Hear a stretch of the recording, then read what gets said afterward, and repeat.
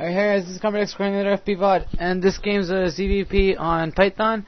And this game recording for one reason, because I don't think I've had another build. I don't think I've had a build order like this, and this is my best build order with zerg. So I'll post the game and I'll show you guys how I play with zerg, like zerg with Protoss in like reality, in like my own games. And my build order is, I think it's Savior who does this build order.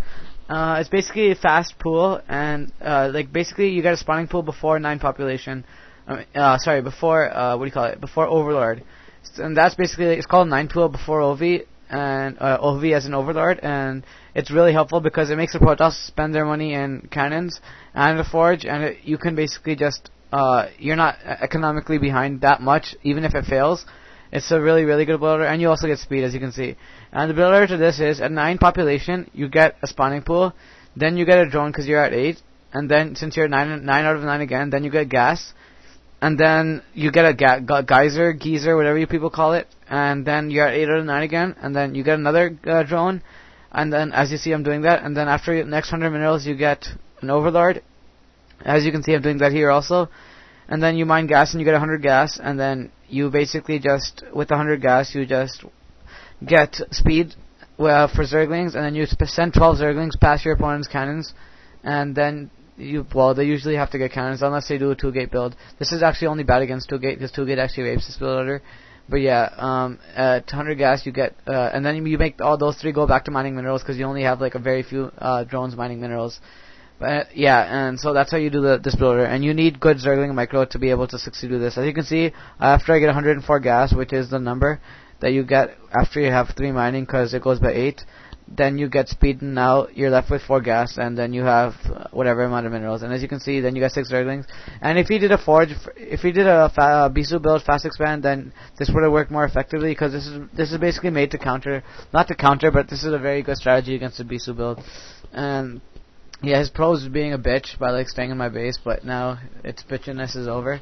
And now I'm just gonna get these zerglings and try to get up his ramp. If I do, I can harass him a lot. If he's any smart, he'll block his ramp because that's what any smart Protoss player would do. That's what I do if I'm doing a 1 or 2-gate build.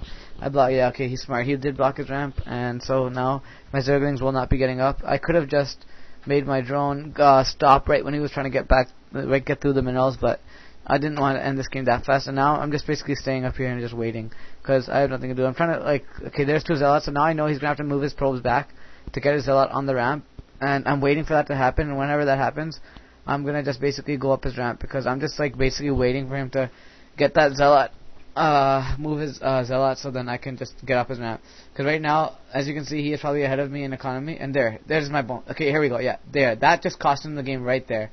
I was waiting for that, and it happened. Now it's 9 zerglings versus 2 zealots, and I can surround him. And I have speed, so I can pick off probes. And now I'm just gonna pick off this core because I don't want him to get coursers, because coursers really do rape, as you can see. 1 zealot died really badly to 9 zerglings. I didn't even lose 1 because I microed really well. And if you micro really well, you don't have to lose. You don't lose zerglings. As you can see, I didn't lose a zergling there, and I'm killing his cybernetic score. Now that's dead, and now I'm just gonna pick off a bunch of probes. And he is stacking his probes, which is good for his part. But I'm just gonna keep microing.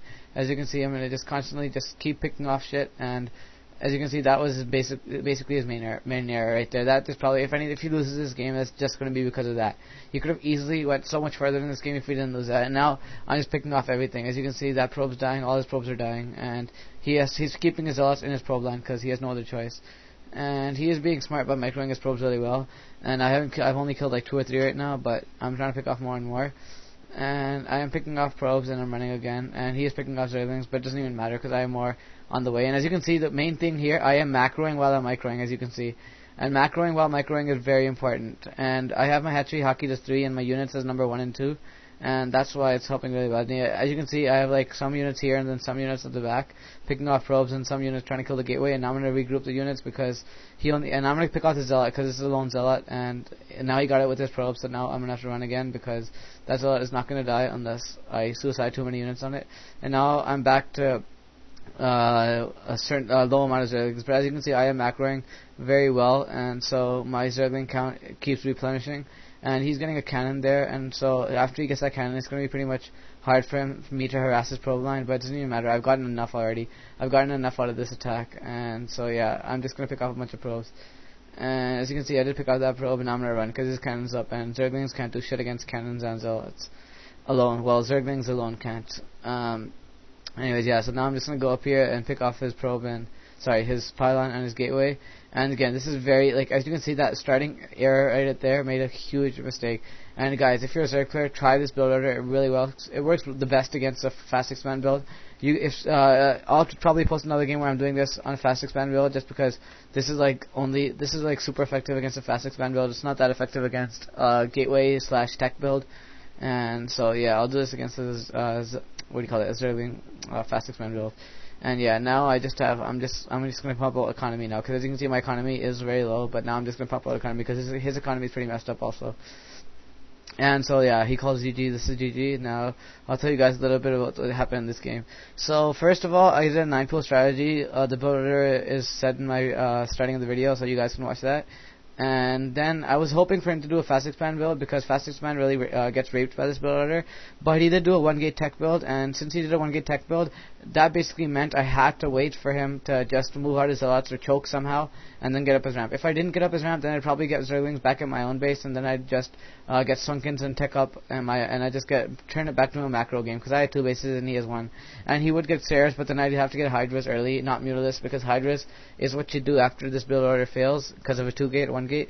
And since I did get up his ramp, it was just all about harassment. It's basically like, if I got up his ramp, all I just had to do was harass him massively, and I just eventually make him run out of minerals. And as you can see, I harassed him enough to make him say GG. And this game basically all relied on me getting up his ramp. And since if you're a Zerg player and you see the person blocking, just keep looking at your Zerglings and wait till you can get up the ramp. And once you do, it's pretty much game if you have good Zergling harass. And that's pretty much all about this game. Hope you guys enjoy this video. That's it, and peace out, guys. Later.